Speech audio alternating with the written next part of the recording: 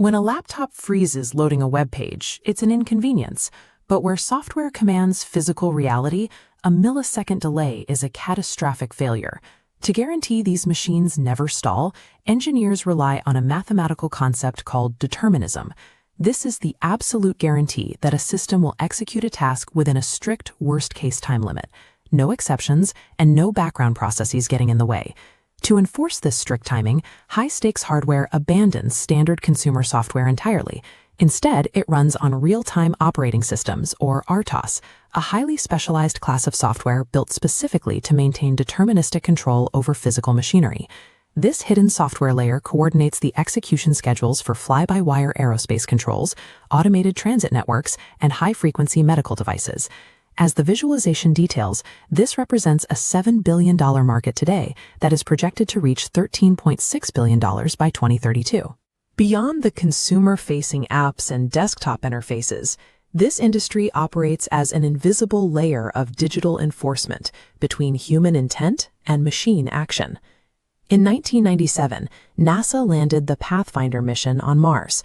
To manage the rover's complex hardware millions of miles from Earth, engineers equipped it with a real-time operating system called VxWorks. VxWorks was built on a monolithic kernel architecture. This design prioritizes raw execution speed by placing all of the system's processes, from memory management to device drivers, into the exact same shared memory space. Just days into the mission, the hardware began experiencing sudden, unexplained watchdog resets. The rover was repeatedly rebooting itself, halting exploration entirely. Telemetry data revealed a micro-scheduling conflict, known as a priority inversion. A low-priority task gathering meteorological data had taken control of the system's information bus. When a medium-priority communications task interrupted, it locked the bus entirely, preventing the high-priority bus management task from executing.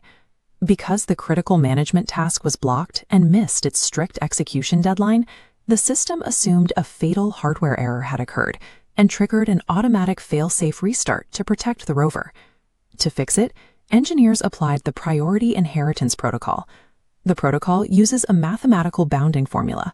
It forces the low-priority task holding the resource to temporarily inherit the priority level of the blocked task, ensuring the critical execution is never infinitely delayed.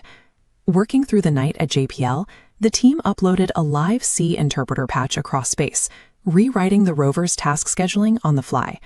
The Pathfinder crisis demonstrated that prioritizing raw monolithic speed over task isolation introduces immense risk. In critical environments, total systemic failure can be triggered by a single mismanaged fraction of a second. To eliminate that specific kind of systemic vulnerability, software architects developed an alternative approach, the microkernel. This design philosophy abandons shared memory spaces entirely in favor of absolute isolation and fault tolerance. A microkernel isolates individual systems into separate, sandboxed user spaces. In this EV chassis model, an error in the red infotainment block cannot cross over and crash the isolated blue braking block. They coordinate securely through message passing lines without ever sharing direct memory space. This absolute structural security became the foundation for a massive corporate pivot. Leaving behind the obsolete hardware of their classic consumer smartphones, BlackBerry acquired and deployed a specialized microkernel known as QNX. Because of its extreme fault isolation, QNX achieved the highest possible functional safety ratings. Today, top global automakers universally rely on it to run safety-critical software, physically walling off steering and braking commands from commercial radio and navigation apps. Reliability in these high-stakes environments is structural. By isolating processes at the kernel level, engineers ensure that a fatal error in a non-critical driver remains contained, rather than cascading through the rest of the machine. The principles that keep a Mars rover alive and secure a modern highway are not confined to industrial machinery. They are actively operating inside the personal computer sitting directly in front of you. When you power on a machine, you assume the consumer operating system, whether Windows or Mac OS, holds ultimate authority over the hardware. But this hierarchy is a carefully maintained illusion, governed by a concept known as hardware privilege.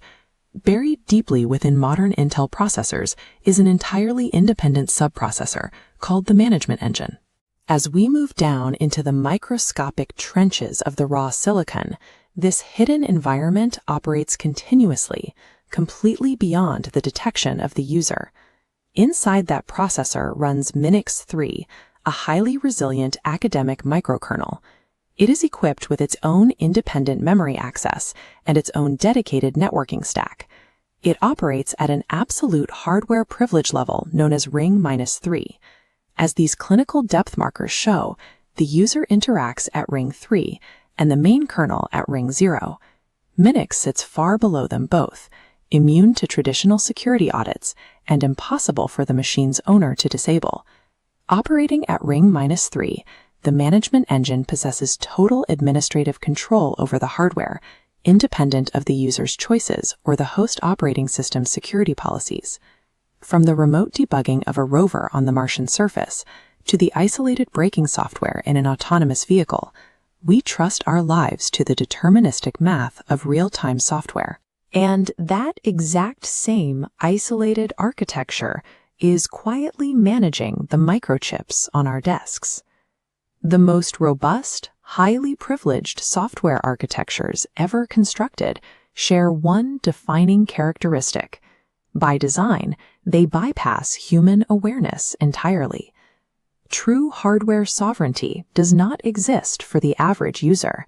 We do not actually own the digital machines we rely on daily,